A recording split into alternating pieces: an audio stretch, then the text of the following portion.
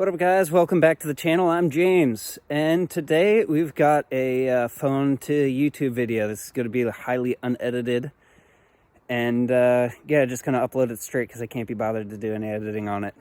Sorry I haven't put out a video in a while. I've been pretty busy and don't have a lot of content. And the content I did have, unfortunately, had really crappy stabilization on it. In other words, none. And then I've also been kind of too lazy to work on some of the content I do have. So it will come out eventually. But anyways, I wanted to give you guys a quick bike check and review on what I have been riding all last season, what I'm going to be riding this season. So let's hop to it. Alrighty, so this is what I rode all last season with some different things going on. And this is the bike I'm going to be racing for this season, 2020. It's a Knolly Fugitive, large, and I did some custom paint job here. Pretty sweet. Got some rattle can spray action going on. From far away you can't really tell, but got some dope spray can action going on here. Anyways, it's a size large. And yeah, fits me pretty well. It's long, slack. I've been running it in Stoup because I find that gives the best balance with a 160 fork up front. So speaking of suspension, up front I'm running a DVO Diamond D1 set to 160. It's a shorter mill offset. I forget what that is. I think 42. But I could be wrong on that. Yeah, 42, I think, or 44, one of those two. I really like the fork a lot. I had some problems with my previous fork and had pretty much close to zero with this fork. So I really like it a lot. I like what they do. I know it's a little heavier, but the performance really can't be beat. On the back, I've got a Marzocchi Bomber CR.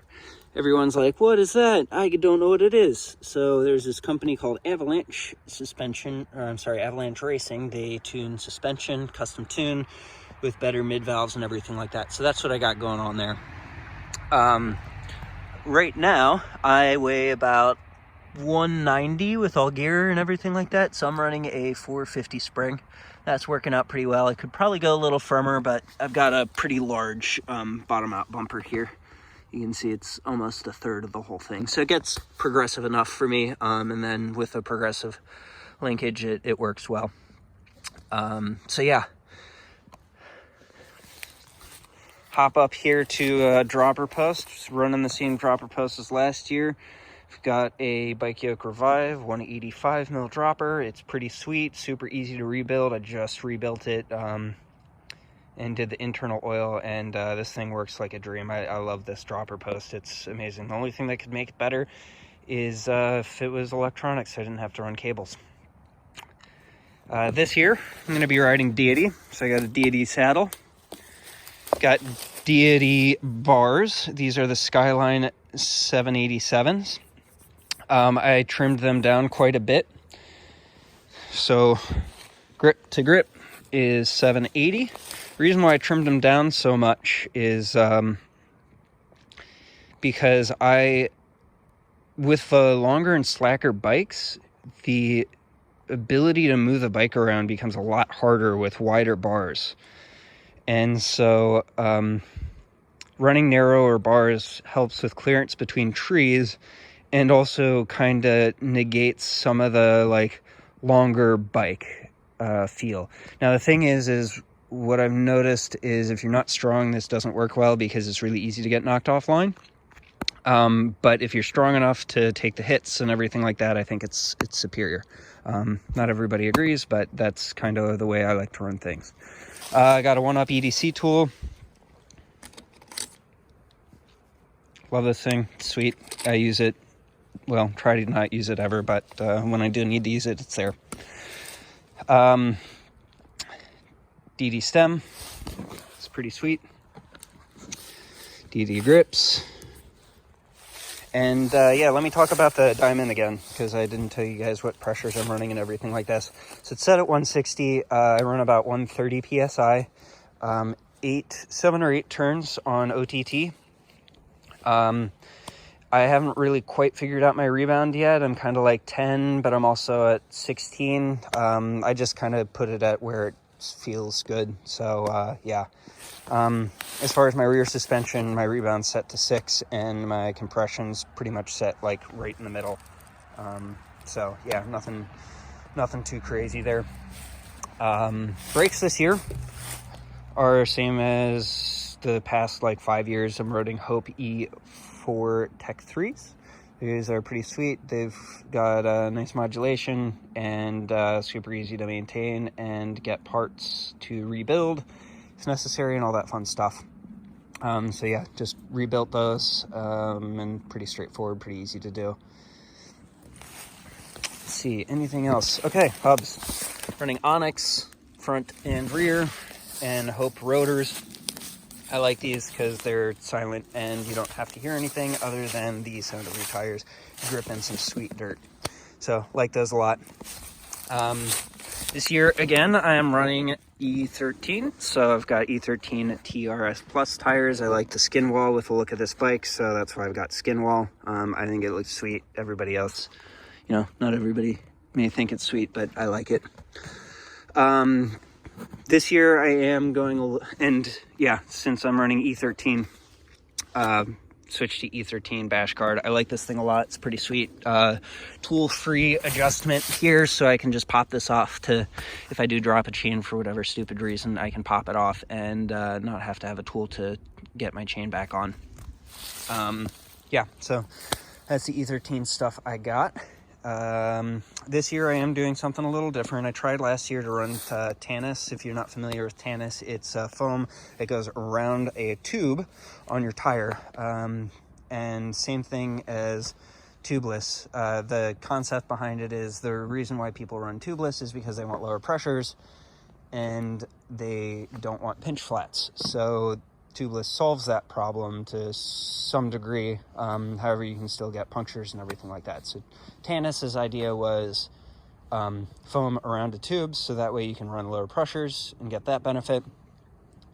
But run a tube so you don't have to deal with the kind of nightmare of running a tubeless setup, which gets messy. You have to check your sealant and fill up on sealant, and sometimes you get balls, and also not having to put foam, kind of like how CushCore works, or flat tire defender in there. I liked it. However, the problem was it was extremely heavy. My bike came in at about 40 pounds with that. So yeah, that ended up, I'm moving away from that this season. If I was running downhill, probably would run it, but yeah, not going to here. Rims are aluminum, and I am running CushCore and tubeless. So yeah, trying to make things simple. Same setup as last year. Got Eagle cassette. This thing's got a lot of miles on it, and it's in pretty darn good shape. This kind of the coloring's falling off here, but otherwise, like the cassette's in pretty good shape. This one is a XO1 cassette, and derailleur is a GX.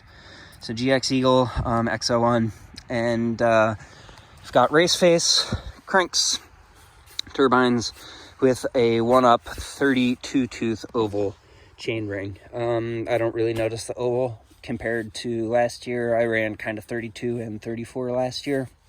32 oval seems like a good option for me because I want the climbing ability and niceties there. And the switch is cool because now I don't have to take off my entire cranks to change chain rings, which will be a plus because I don't like having to do that. It's kind of a pain in the butt, especially as quickly as I wore through some of my chain rings last year.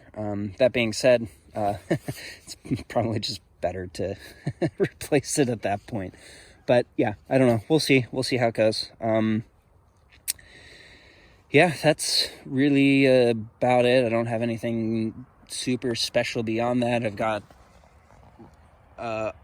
real world cycling bottom bracket. I do run a power meter on the bike. It's a Race Face Kinch power meter. It's pretty nice, and I do run a water bottle. I like this mount, and I like this water bottle. It's a Fidlock. It just clips in there. I've not lost it once, and it's been pretty sweet and awesome so far. Yeah, and spacers, I'm running about, what is that, 24, 30, I'm sorry, 12, 18, 24-ish spacers. So 24 here, 15 mil rise bars. Yeah. Running this bike again this year because the bike's sweet. It handled everything I threw at it last year. The only thing I was kind of hoping for was that it was letting me down a little bit on was like really big hits, but that was not an effect of the bike. I realized I was running much too light of a spring rate.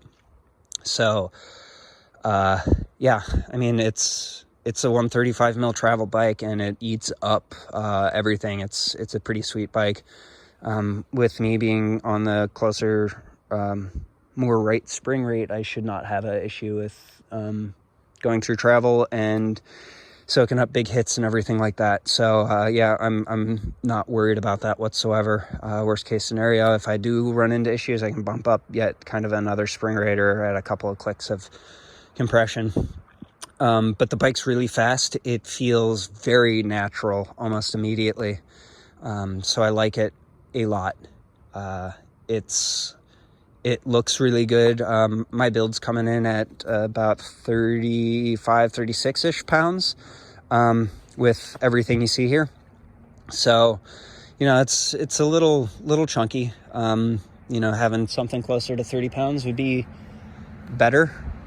But, you know, I'll take what I can get. You know, I really like the bike otherwise. It's very well built, and I'm not worried about the bike braking. It's very stiff. Just rails, turns. I don't feel like it's giving anything up by being a 29er. For those who didn't know, it's a 29er. It's a 29er. Yeah, I don't feel like it gives anything up being a 29er compared to a 27.5. Just with the way the Geo is and everything like that. You know, it's slack, but the stack is pretty short. You can tell how high.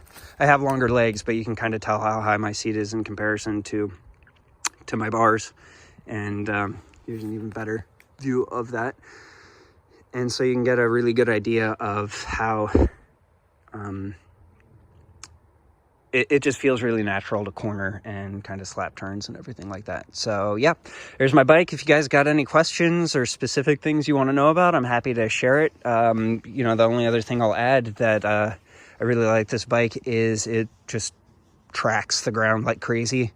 And I know people complain about climbing on Knollies. Honestly, I have zero issue whatsoever with climbing on this bike because it's just got so much traction. And quite frankly, I'd never, ever lock it out. The only time I will lock out or would want to lock out my bike is if I'm going up a fire road. And if I'm going up a fire road, I probably should have had some friends so we can go do some shuttles instead. But yeah, either way, that's my bike. If you guys got questions or want to know anything, shoot them down in the comments.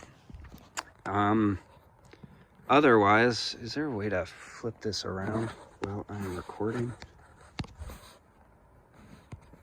Yeah, so that's the bike, and that's my build, and that's what I'm going to be running for this season. So, like I said, if you guys got any questions, comments, or anything like that, shoot them down in the comments, and I'll ask them. Yes, this is a mustache, and it's pretty fucking sweet, and I know you're jealous. So, yeah. Anyways, peace out, guys. Catch you guys out on a ride, and enjoy your days. Thanks for watching.